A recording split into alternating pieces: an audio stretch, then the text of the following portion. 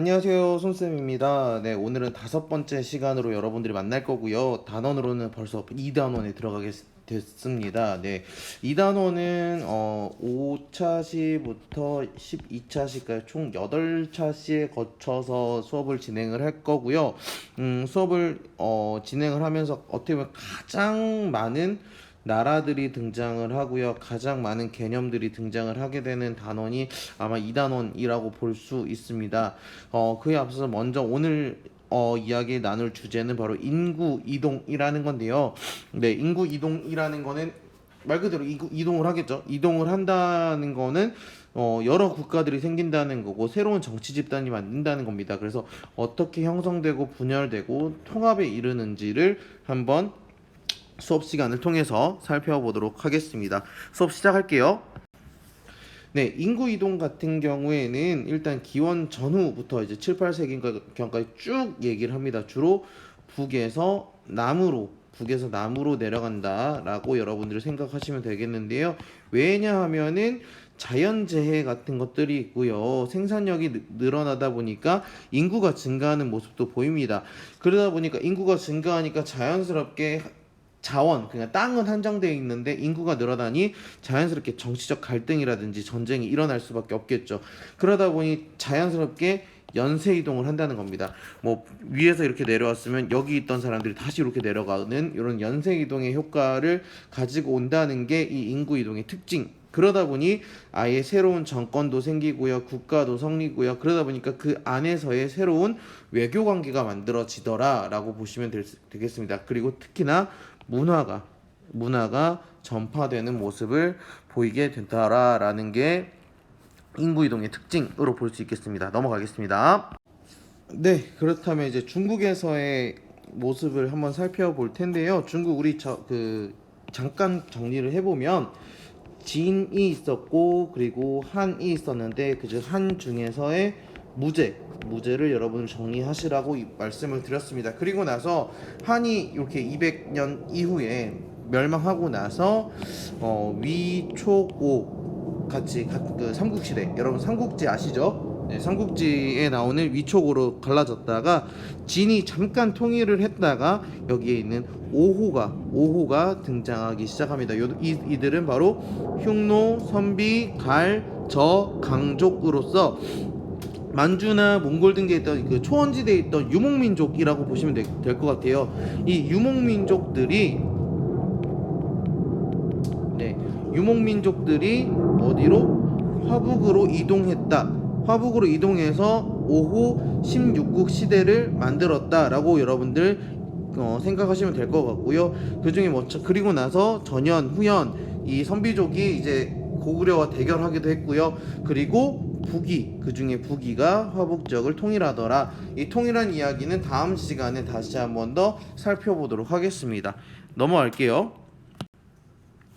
네, 그러니까 거기에 남아있던 한족은, 한나라 사람들은 어디로 이동하느냐? 바로 강남으로 이동을 합니다. 강남으로 이동해서 동진을 건국하게 되니 그것이 바로 남북조 시대. 그래서 여기에 있는 북조와 그리고 남조로 나누어지는 이렇게 구분되는 시기. 그게 바로 남북조 시대, 남북국이 아니라 남북조 시대라고 여러분들 기억하시면 될 것 같습니다. 넘어갈게요.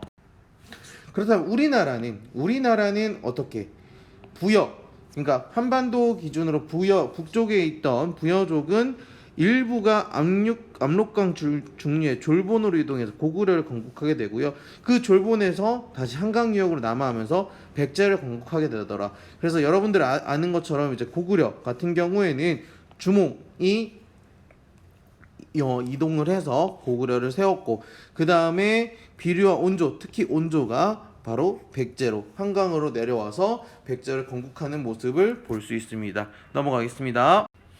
그리고 나서 여기 고조선에 있던 유민은 아예 한반도 남부로 이동을 해서 아예 신라와 가야 발전에 영향을 끼쳤다. 그게 바로 요 이야기 살펴보시면 되겠고, 한사군 같은 경우에는 한이 이제 고조선을 멸망시키고 낭랑, 임든, 진번, 현도에 4개의 군을 만들어서 통치를 했었는데 이 한사군 유민들이 이제 다 뿔뿔이 흩어지면서 다시 백제에 그리고 가야에 이제 각각 들어가게 돼서 거기서 네, 민족을 이루면서 살아갔다라고 여러분들 각각 정리하시면 될 것 같습니다. 이렇게 한반도 내용을 정리를 하고 마지막으로 일본 열도로의 이동을 보시면은 일본은요, 그렇죠? 한반도 주민이 이동을 한다. 한족도 이동을 한다. 특히 언제 삼국의 항쟁기 고구려 백제 신라로 나누어져 있을 때 또는 남북조 시기 남조와 북조로 나누어져서 이제 이런 정치적 변화기가 있었을 때 일본 열도를 이주하는데 여기에 중요하죠. 뭐라 그런다? 도웨인 또는 도레인이라고 얘기를 하는데 이 일본의 야마토 정권 성립과 발전에 이바지를 한다. 특히 여기 가야 사람들 같은 경우에 가야가 갖고 있는 토기가 이런 식으로 스에키 토기, 일본의 토기와 거의 비슷한 모습을 보여지게 되는 거죠. 그렇게 여러분들 생각하시면서 일본은 한반도의 사람들과 중국 사람들이 이렇게 영향을 끼쳤구나라고 여러분들 생각하시면 될 것 같습니다. 네, 오늘 내용 정리하면 굉장히 어수선했는데요. 네, 어수선했는데 오늘 이야기할 거는 인구 이동입니다. 인구 이동이 되겠습니다. 그래서 보시면은 중국 같은 경우에는 이렇게 얘기하고 뭐 이렇게 있다고 합시다. 네, 이렇게 있으면 중국 같은 경우에는 여기 있는 5호가 이렇게 화북적으로 내려오게 되고 화북적에 내려와서 하게 되고 여기에 살고 있었던 한족은 5호가 내려오면서 다시 여기 청장강 이남의 강남 지역으로 이동을 하더라까지 첫 번째 생각을 하시면 되겠고 그래서 연쇄 이동이 이루어졌다라고 보시면 될 것 같습니다.